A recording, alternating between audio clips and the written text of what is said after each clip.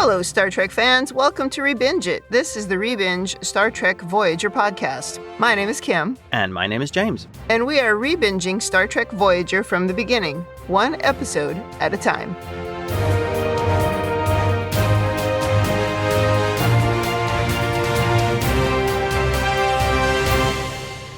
Welcome back to the podcast. Today we are on Season 3, Episode 5, False Prophets. This episode aired October 2nd, 1996. This title is similar to one on Deep Space Nine. You would almost have guessed that this is a Deep Space Nine episode, right? Because they would play on the word prophets a lot. Yeah.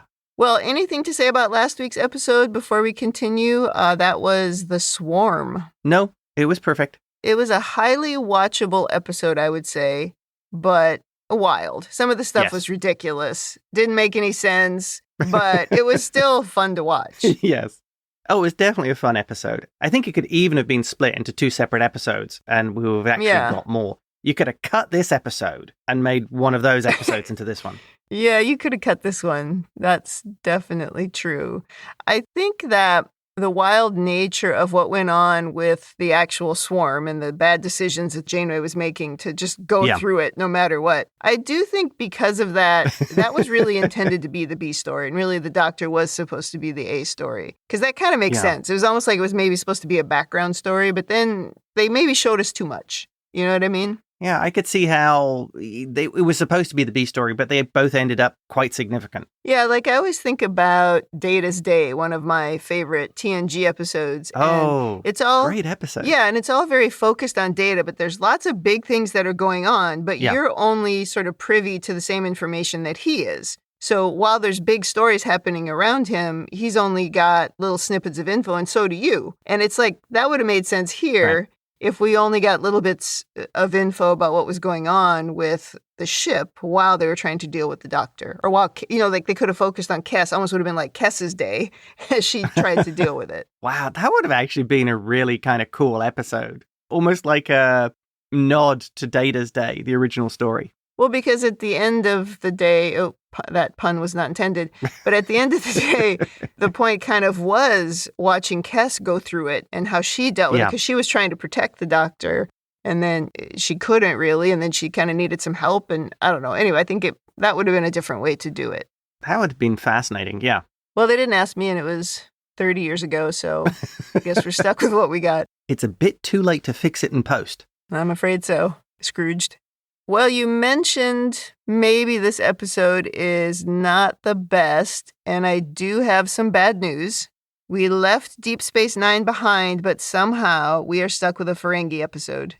And anyone who listened to our DS9 pod knows how much the Ferengi stories annoy me with their sad attempt at humor at the expense of women, of course. Not thrilled to have to deal with them now in the Delta Quadrant.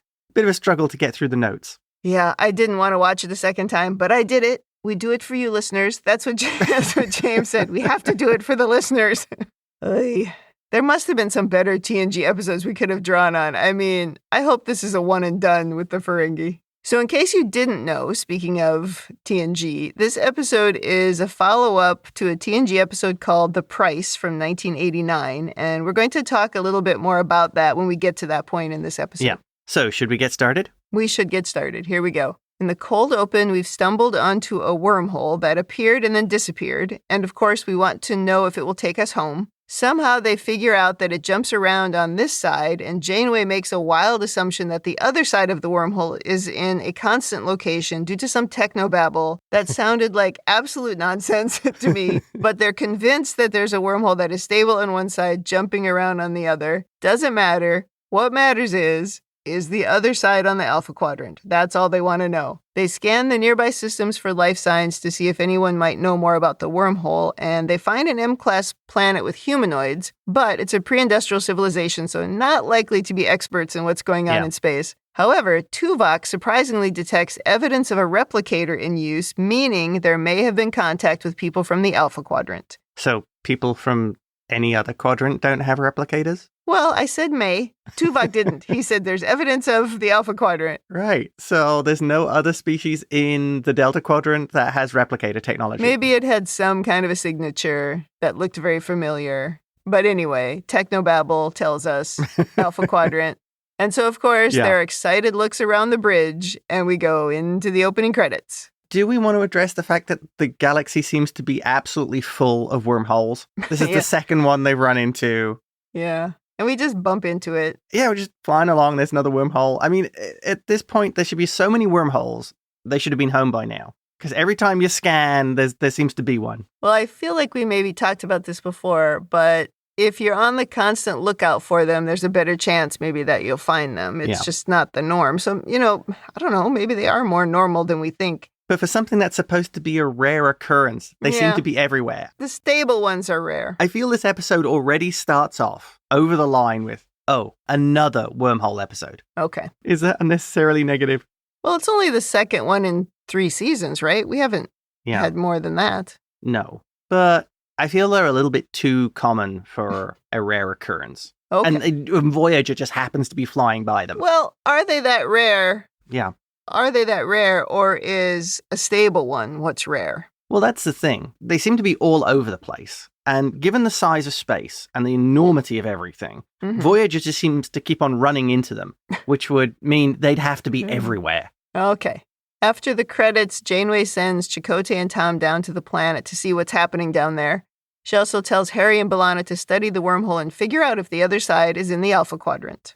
We go down to the planet, and we find the usual kind of aliens on Trek that we find everywhere. Human-looking people wearing raggedy clothing and wandering around a city center or a marketplace. However, they all seem very clean, and it seems very, non-Bronze Age. There's no dogs running around. No. I feel that this is a very civilized Bronze Age. And there's 12 people. I don't know. The whole thing is very funny. Chakotay and Tom are snooping around the market, being very obvious with their gigantic tricorders. And a dude in an eye patch starts reciting a poem, or I guess the words of a song, which he calls the Song of the Sages. Yeah. After finishing the first verse, he tries to get money for the next verse, but then another guy chases the first guy away, and he compliments Tom and Chakotay's shoes, trying to make a trade with them. So the guy who's singing the Song of the Sages? The eye patch guy? Yeah. Mm-hmm. To me, he looks just like John Cleese. This could be a John Cleese character. Yeah, I would say I can see the similarities. They certainly have a similar build. Or perhaps this planet actually has a Monty Python convention. It has spread out across the whole universe and become a religion. Maybe the whole planet is just cosplaying something. We stumbled into a con, thinking it's reality. It's DeltaCon. Chakotay then picks up a narrowband EM dampening field around a nearby building that looks like a temple. The local guy tells them that they can't go into the temple without wearing their ears, and then he proceeds to roll out a bunch of jewelry that he has to sell. Selling ears. He trades some necklaces with giant ears on them for Tom's shoes. Back up on Voyager, we've discovered that the other end of the wormhole is indeed in the Alpha Quadrant. Somehow. I don't know how we would know. Somehow. It is kind of funny that they glossed over any explanation for the how and went straight to, yep, it's in the Alpha Quadrant. No explanation. Yeah, that's pretty funny. And they've also determined that the one on this side moves around. So Harry and B'Elanna have come up with a plan to create a sort of wormhole magnet to draw it in. I'm sure that makes sense. And at this point, were you thinking, so Gilligan's found a boat? Yeah, we are going to reference that again. So the transaction of the shoes is now done, and we do keep hearing out-of-place phrases about commerce from these people and trade. And we're about to learn why, because there's a big gong and several, shall we say, busty ladies in very scant and very ornate clothing come out of the temple, getting Tom's attention. There is some serious underboob going on. I think it's the woman in purple. Yeah, I didn't see it the first time I watched it, but I definitely saw it the second time. I mean, honestly, it's unnecessary, but whatever. It's the Ferengi. It's a Ferengi episode, so of course. Yeah. And then a man announces the holy sages, and out come 2 Ferengi in ornate clothing. Yeah. And they're saying, greed is eternal. And they get everyone else to recite it. Greed is eternal. And you're just like, oh my God, here we go, Ferengi. Yeah, it sounds like they're quoting the rules of acquisition at them. Yeah.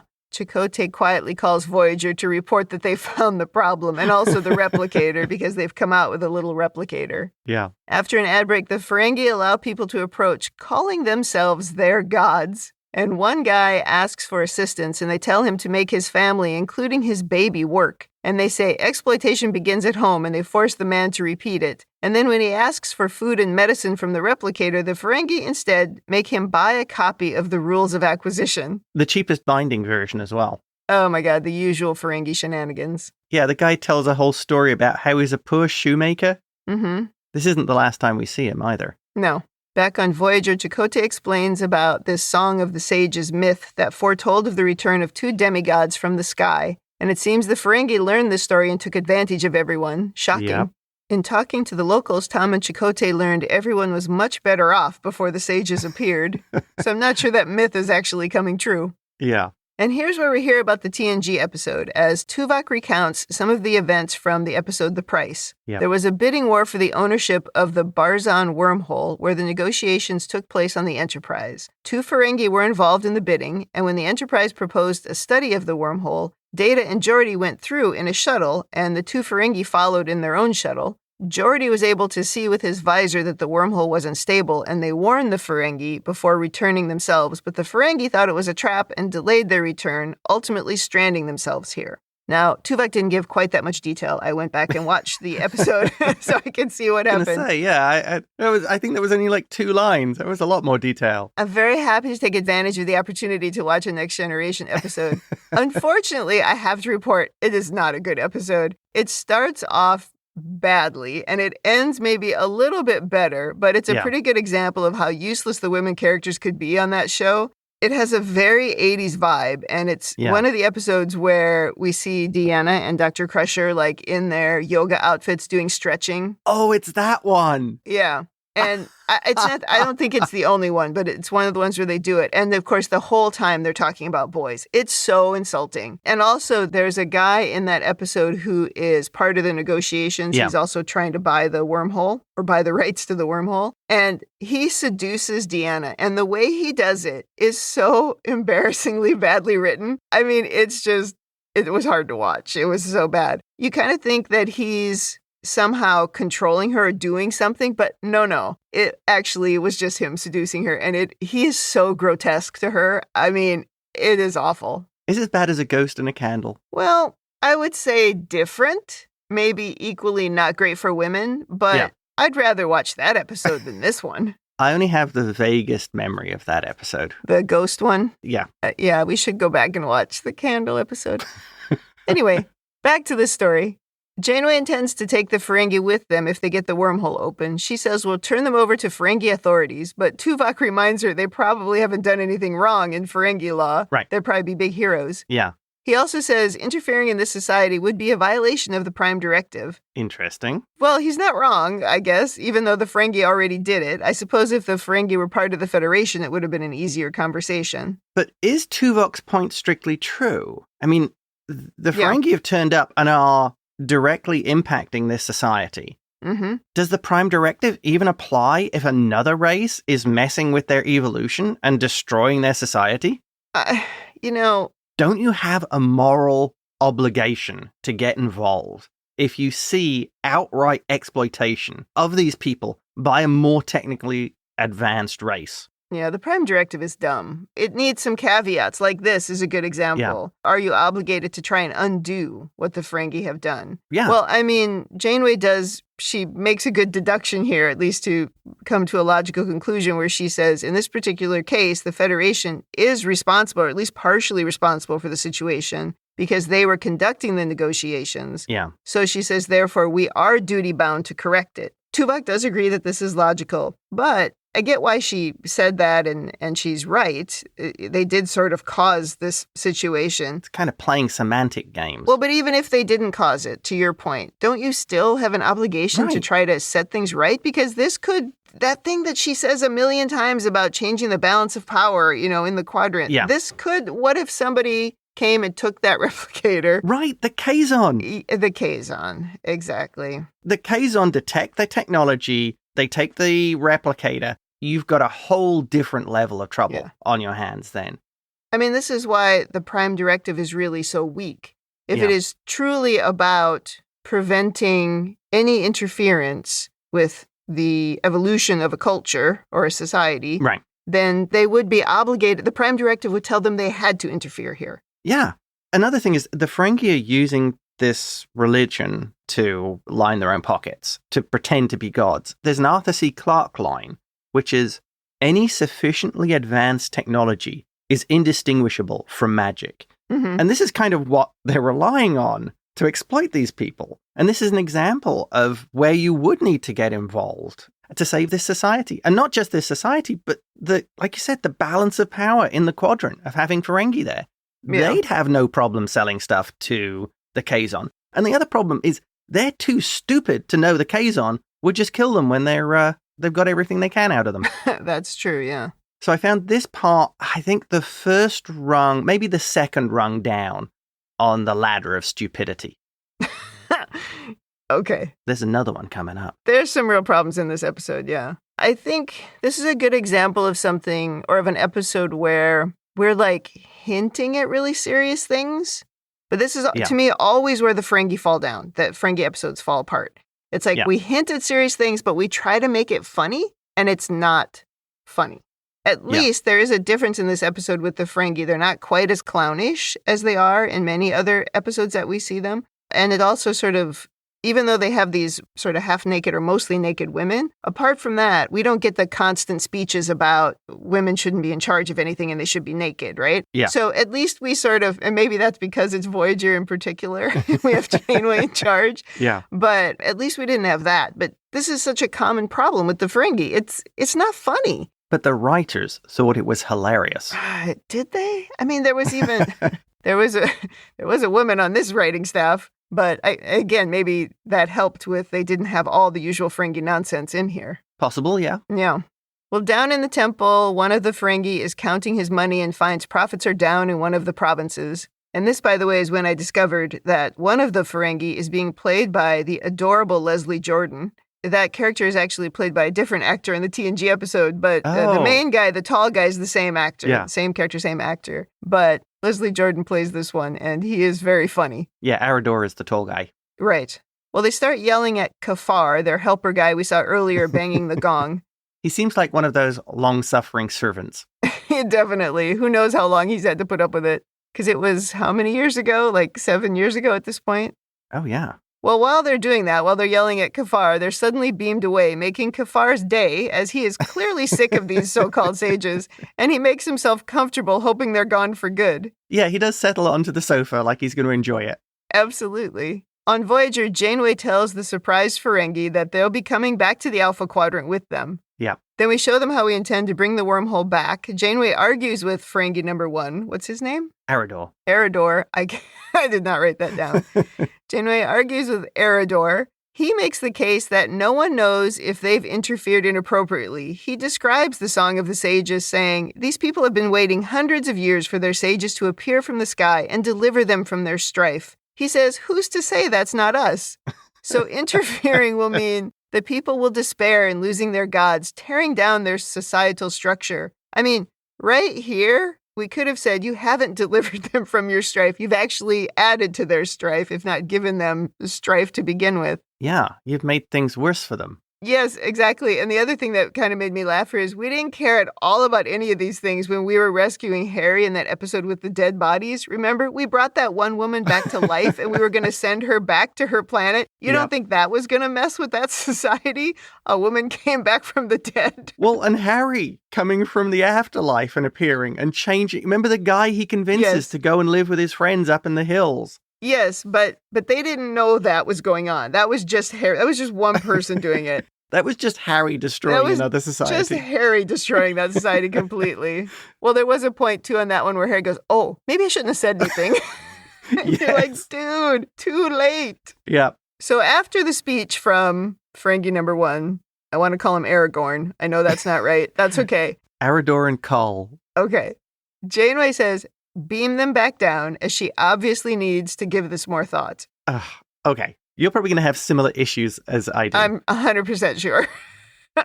First of all, why would Janeway be swayed by a stupid Ferengi speech. Yeah, because that argument does not hold water. I would get it if she went, okay, this is a good point. You've already changed their societal norms. Yeah. And if all of a sudden you just disappear with no explanation, we could still be impacting them. I get that. Okay. Yes. I get that she would think that. Agreed. But the solution doesn't have to be, let's just beam them back down. The solution is you put those idiots in the brig and you talk about how to solve the problem. This was a terrible move. You bring your senior staff together and you go through some possible plans. Exactly. Like, I don't know, sending down some people disguised as Ferengi. This is in my notes, actually, where today we would just make a deep fake video. I've decided to return home. Goodbye, everybody. Exactly.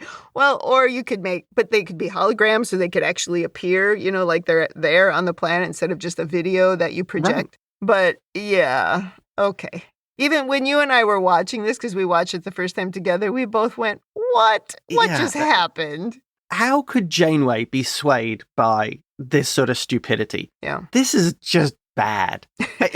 It's the same way. I'm telling you, all the Ferengi episodes fall apart because we just want it to be funny. Yeah, because they have to go and make characters act out of the character you've built for how many seasons. And they suddenly go dumb. It doesn't work. No, it's ridiculous. I think a better way was, when they finished his little speech and Janeway looks all serious, she could have turned to Mr. Tuvok and said, change of plans, just flush them out of an airlock.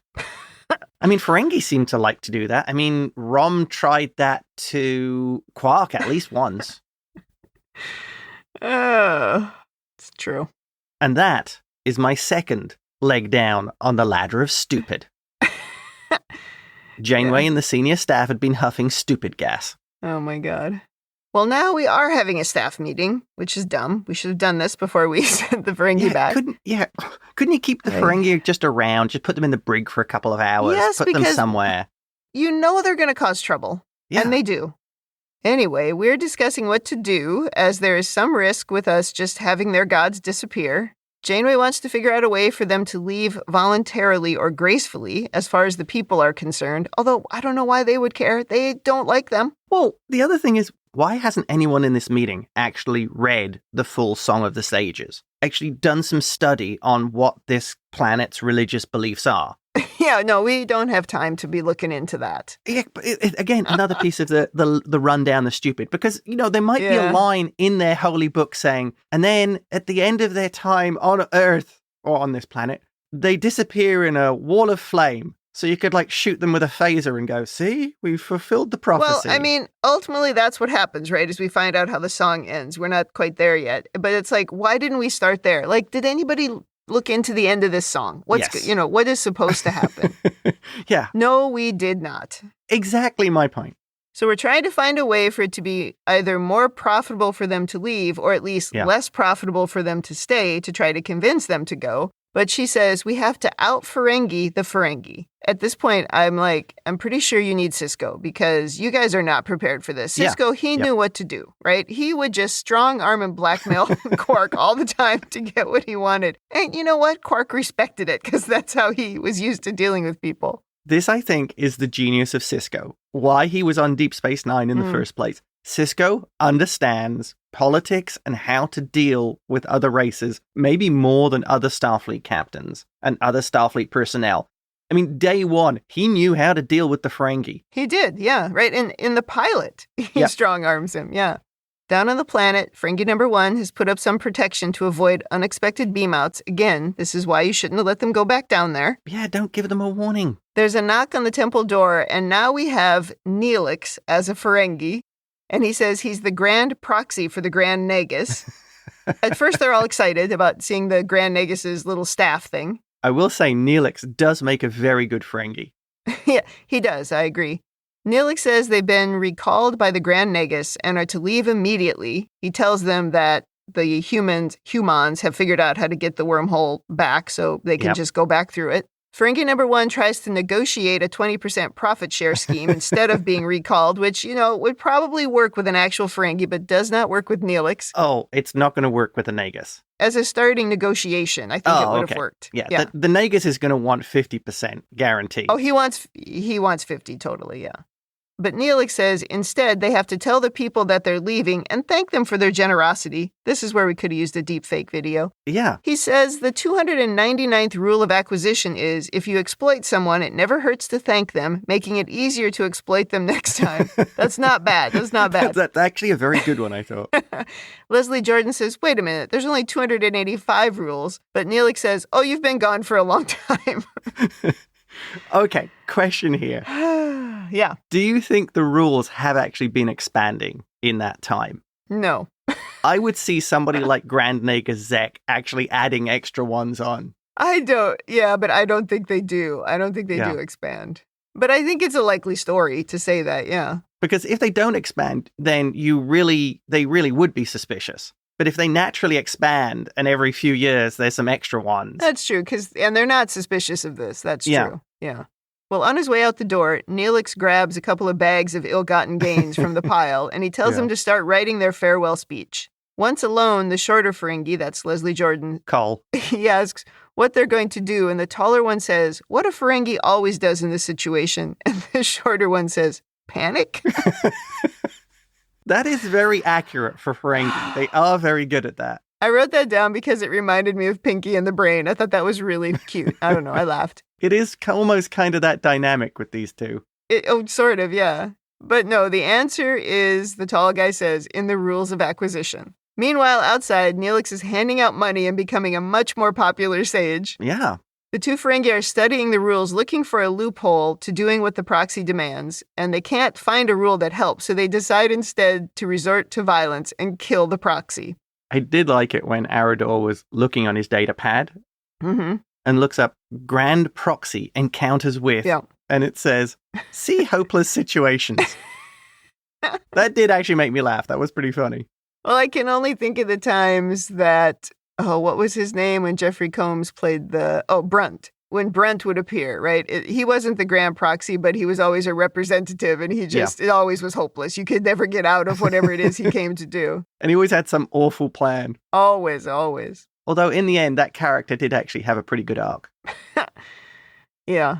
So when Neelix finishes handing out the coins, he heads back inside, and now we have an absolutely ridiculous scene where the Ferengi come at Neelix with giant, heavy swords, chasing him around the small room. I guess this was where they thought it was going to be funny, a little bit slapsticky. Yeah, they should have played the Benny Hill music or something. It was so dumb. They should have just given Neelix a phaser. Yeah, like nobody on the senior staff considered the Ferengi, even though they're cowardly, would eventually go to, how about we just kill him and pretend he never arrived? Exactly. Because Neelix gives up immediately and he comes clean, so they just kick him out of the palace. He's probably the only person who's a worse warrior than the Ferengi.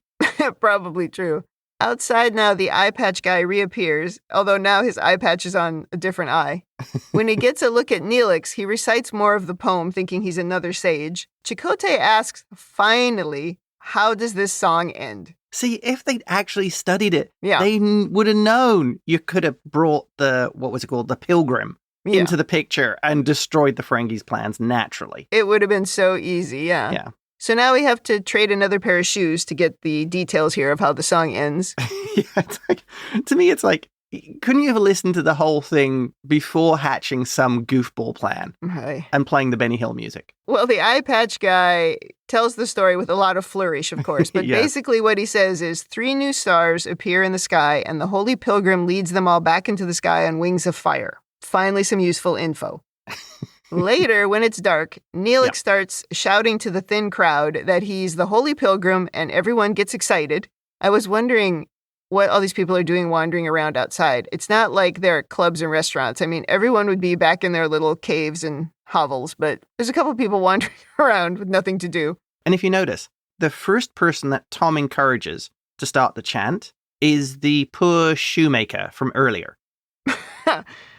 I think I know why. He's been like in every crowd scene. I think I know why he's a poor shoemaker now. He's never actually at his job. Yeah, this might be why his business isn't doing well. He's just hanging out in the middle of the night in the square, hoping for something good to happen. That's why I was wondering, maybe this guy actually was following a Ferengi lead and was running a con. Maybe. He wasn't actually a shoemaker with poor children and etc. He was following the example and trying to pull a con. Yes. He was trying to be a Ferengi. The Ferengi eventually come outside when they hear the commotion. Tom and Chakotay get the crowd all riled up, chanting, "Lead them back, lead them back." And this is where we learn that the Ferengi also never bothered to listen to how the song ends. That tracks. That was so perfectly Ferengi. After 7 years, they had no idea. It's such typical Ferengi behavior. And this leads on to something I've talked about in DS9. I think this is the first time I brought it up on Voyager, that I think nearly all the Ferengi, if not the vast majority of Ferengi, are complete dopes. And really, it's only a few very smart ones that exploit the majority. Yeah. So it's like Grand Nagus, Zek, and then maybe a few others. And the rest of them are all idiots clamoring to try and get their latinum. Well, most people are average intelligence or below. So it makes sense. That's going to be true everywhere. You can't undo those numbers. Yeah. Fewer people are smarter. That's just how it works. So really, it's kind of sad because Nog could have been the next true Ferengi Grand Nagus, because Nog was pretty smart. He would have been a pretty decent Grand Nagus, yeah. Not so much Rom, but Rom, it's fine. It turns out okay. Voyager starts things up by using photon bursts to make 3 new stars in the sky. Everybody is really excited about this. Yeah, that was part of the song when the sages get called home. Yep. And then remember Kafar. He is very happy to rid himself of these jerks. And he starts banging the gong, saying it's time for the sages to go back where they came from. And this is where the shoemaker appears again, I think it is. Mm-hmm. So now they tie up the Ferengi and they throw Neelix in for good measure, and they prepare to light them on fire, like the wings of fire in the song. Yeah, they're going to burn them at the stake. Tuvok is trying to beam them away, but the dampening field that the Ferengi put up is preventing that because, again, we were too dumb and we sent them back down and let them do whatever. So Tom and Chakotay run into the palace to find and destroy the generator, and then they quickly find it and shoot it, allowing everyone to be beamed aboard, and the crowd cheers like good riddance. Yeah, I think maybe they had overstayed their welcome. They're going to loot that palace, though, from here. Oh, It's going to be chaos. Up on Voyager, we think dumb things have happened, but now it's going to get really dumb. Oh, yeah. So just brace yourself. You know how we're saying the descending ladder is stupid? Yeah. They literally just slide down the rest of the runs. We're going to slide right down here. We prepare to enter the wormhole in 7 minutes, and they just, for some stupid reason, tell the Ferengi that their shuttle is in the shuttle bay when they complain about not having all their stuff. Yeah. And we prepare to go into the wormhole, though the Ferengi manage to knock out the single security guard that was watching them and get to their shuttle. And the irony is, when they're taken out of the transporter bay, there are 2 security guards. So where's the other guy? Maybe the other guy went with them. He was like, I'm going back with these guys. Yeah, my shift's off now. You take them on your own. What happened? Yeah, exactly. So Murphy got slugged by the Ferengi, and then the shuttle bay security is compromised. Apparently there's none. Maybe it's because the Ferengi all know the Federation passwords. 1, 2, 3, 4. Yeah. Mm-hmm.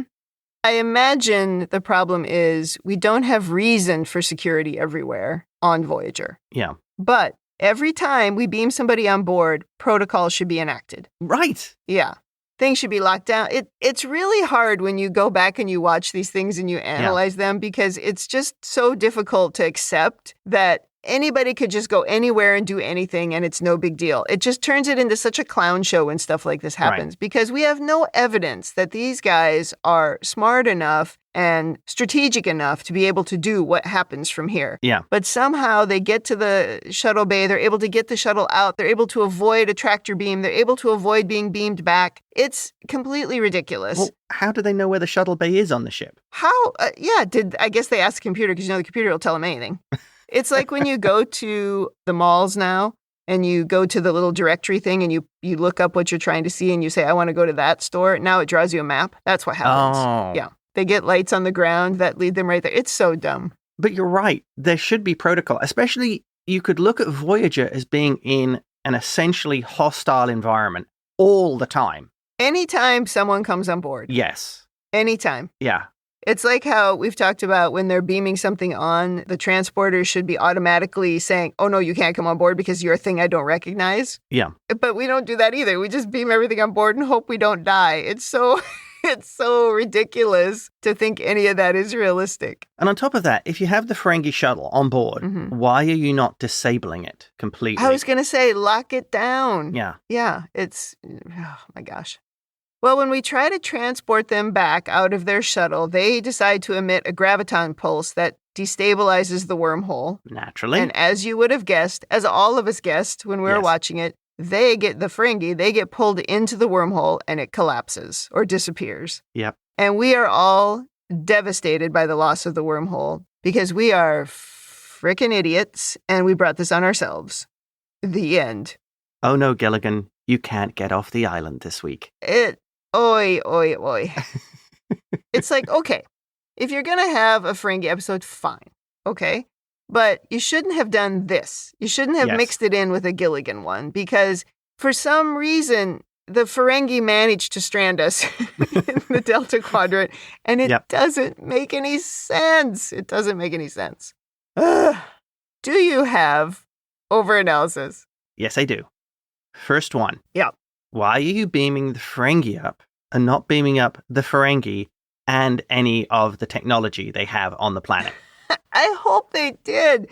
I hope they beamed that replicator up.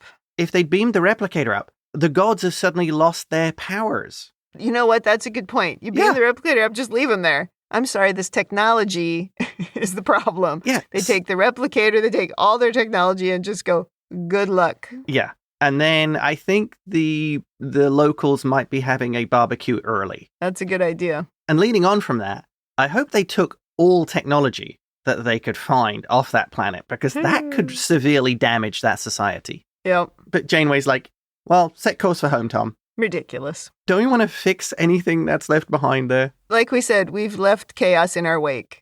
And this is potentially an example of it. Next thing. Everyone seems very healthy and good looking for a Bronze Age society. Yeah, I thought so too. It was pretty healthy. Although it is possible that was impacted by the replicator because the one guy does ask for medicine. So maybe they actually do give out medicine because they need healthy people in order to get money. Yeah. So interesting it's point. Possible they used it just as a way to make more money by keeping the people healthier. Interesting take. Okay. I could see that. Yeah. I mean, seems unlikely, but it seems more likely they'd let them all die and then go, oh, well, we probably shouldn't have done that. Yeah, it was like they're running a health insurance company. Oh, no. They kind of are. That's terrible. Next thing. Is this episode warning about the dangers of following religions? Well, maybe, yeah. Following myths, I guess, depending on your definition. I guess coming on the heels of Deep Space Nine that was so religious, that's kind of funny. Right. I don't think it's that deep because they lose their minds when they're writing Ferengi episodes. They don't know what to do with them. It's like they're trying to write slapstick and it's so out of place. Yeah, everything just crumbles. Right. Next thing. I feel this is one of the problems you would have when you have so many different planets with people at different stages of evolution. This would happen all the time, especially with races that have really no moral conscience, like the Ferengi. Yeah. They'd be finding people using technology to exploit them to make it appear like they're gods or have magic. You'd be fighting this all over the place all the time. Right. And I feel somebody like the Federation would have to have protocols or measures in place of what to do when you ran across the Ferengi exploiting a planet by underhanded means like this. I mean, not just making a trade deal or a bad trade deal, but literally pretending to be their gods. You know, I think modern Trek would approach this so differently. We were probably still in this almost silly mode with Trek in the 90s, where, you know, it was episodic and they weren't quite as attached to the lore as we are now. That's become so much worse now. I mean, it still existed. Obviously, everybody was like, this isn't the same as TOS and Kirk was the greatest captain, blah, blah, blah. Right. But the internet changed everything. And Like if we look at, even after we talked to Aaron J. Waltke, the good Aaron, about Prodigy and the amount of research that he had to do, or that he chose to do, I think, into writing Star Trek, it just shows kind of how different and detailed we are now, because we have to be in order to get by with stuff. So I do think something like this would be treated differently in modern Trek rather than how it was treated. They might try and look at the bigger picture. Yeah. If this is happening on one world, it could be happening on hundreds. So you potentially have to have a Federation response to that kind of thing. Right. Because, like, even if you look at how Discovery handles politics, it's very different. It's much more serious and considered, and not always popular decisions aren't always being made, right? It's just quite different. So, yeah, I would think they would handle this differently. Well, I thought Discovery handled politics very much like Deep Space Nine. I mean actual politics, like how you call Cisco political. I'm talking about the actual, where we saw the Senate and everything. I mean, it wasn't called the Senate, but where we saw the Federation leaders meeting and stuff like that. We never saw that on Deep Space Nine. Right. And that's something that really doesn't come into play in Voyager at all. No, because we're on our own. Yeah. And I think my final thing is, so perhaps, in a strange way, the story of the sages might actually be accurate. They may have actually improved the planet by showing the people how not to live. So it may end up having a positive effect on the race as a whole, because they didn't seem very popular when they were setting fire to them at the end. Yeah. So, maybe good will come from it. Yeah. Or the cultural contamination could be so bad that in a couple of generations they can't recover. Yeah. Mm-hmm. They all die off in a war brought about by the Ferengi-inspired oligarchs. Yeah. I think that is certainly possible. That Kafar guy, he could turn into a tyrant. Yes. He's the only guy with the key to the temple. Well, I did have the ear of the sages. Right. Yeah, I think realistically, this probably screws them up for several generations. Yeah. Yeah. But I think for me, the positive hope would be they reject all of this because of how unpopular they got at the end. And I think that wraps up my overanalysis. Over to you. I don't have much to analyze. I mean, we sort of talked about my stuff, but my first thing is, could we really not find something better to use from TNG? Does it have to be the Ferengi? I mean, not to take away, I guess, the only thing that's in my Women in the Future, but at the very least, we didn't play all of those Ferengi shenanigans. I would have been absolutely outraged if we had brought that back and had all the conversations about how they treat their women. And if, all the arguments from Aragorn, what's his name? Arridor. Arridor. If they had all been about women, it would have really pissed me off, certainly in the moment, and then even more so now, having been through Deep Space Nine and seen more with the Ferengi. Yeah. So I'm glad we didn't do that, at least. But, God, there's so much more we could have drawn on than the Ferengi. Just absolutely ridiculous, especially since we've had some kind of bust of episodes already in this season. It would have been nice to do something a little bit more serious. Yeah. And the only other one I had, I already mentioned, which was, it's so funny to look back on some of this stuff and realize how differently we look at it now. For example, we talk a lot about how the lack of cameras was a real miss when we were talking about the future back in the 90s, because now we have cameras everywhere. Absolutely everything is recorded.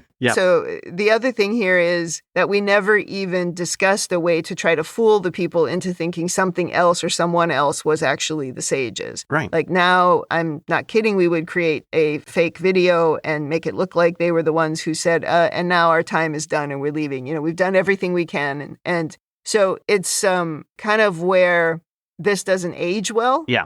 Oh, yeah. Because it's really hard to go, well, this is really in the future, but it was written in the past, and we missed a chance to just create a different hologram. Right. And because we can make the hologram look exactly like them. It's silly. Do they not have a portable holo generator that they don't. could put down there and have the two guys and make a whole show of them leaving? They don't, right? We don't have the portable holo generators yet, but you could still have come up with a way to do it. I'm confident.